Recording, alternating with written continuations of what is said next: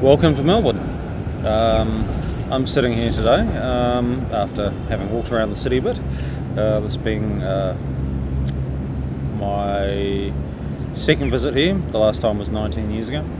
Melbourne was the basis as a location for, if you like, the seed start of FSpaceRPG and the first universe. And most of the characters either were living here at the time or came to live here.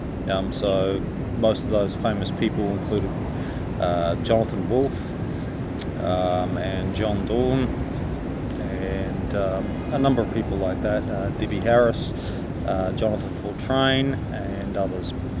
As a city, it's the second largest in Australia at the moment in the real world, and pretty much remains that way in the late 22nd century.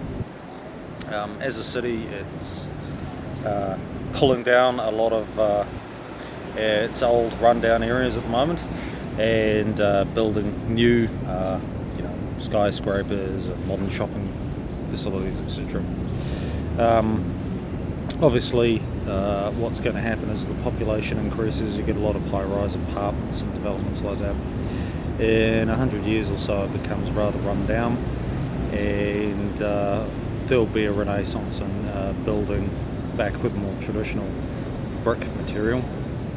And yet again, that becomes run down in various sections of the city again, such as Port Melbourne, Docklands and areas like that, to become what's generically known as the Dock District of Melbourne during the mid-22nd century, which is definitely run down and is the location where a lot of the sort of crime and activity in the city occurs during that period, in which some of the key characters of the game do get involved.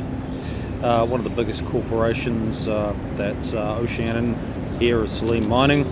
They have a fairly large tower called Ecology One that'll be built here, whereas say Armco, the other Oceanian company, has its headquarters up in Sydney.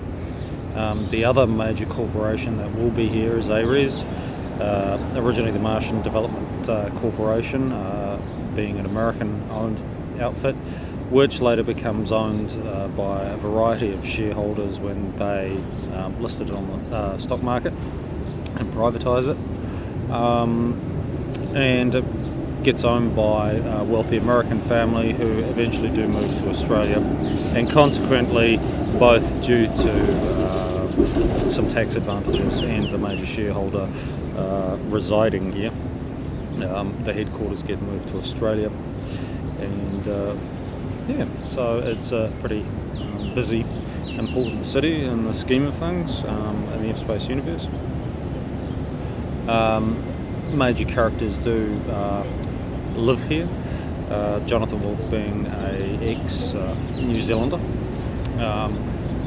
moves here for career reasons and winds up residing in one of the outer cities of the state,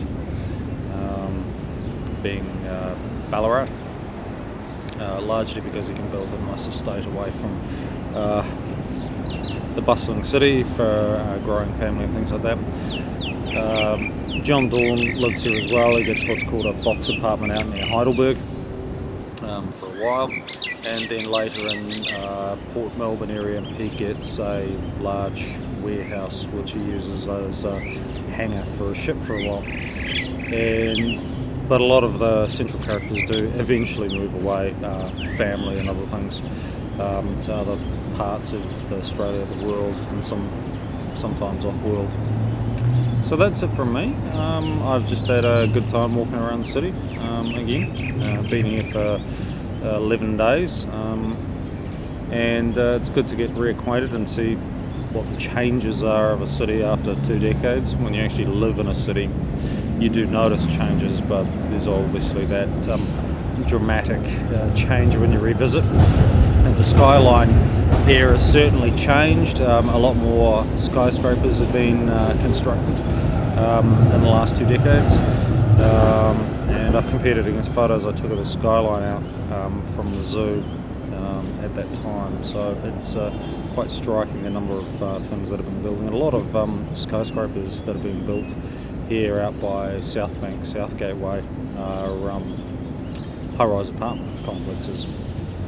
They all look new and nice now, but obviously in the future they may become not the best places to live, which is the experience of many apartment dwellers elsewhere in the world where they were built 40, 50 years ago. And obviously as business, commerce and industry change and move, the fortunes of particular suburbs, or the residents of those suburbs, change over time.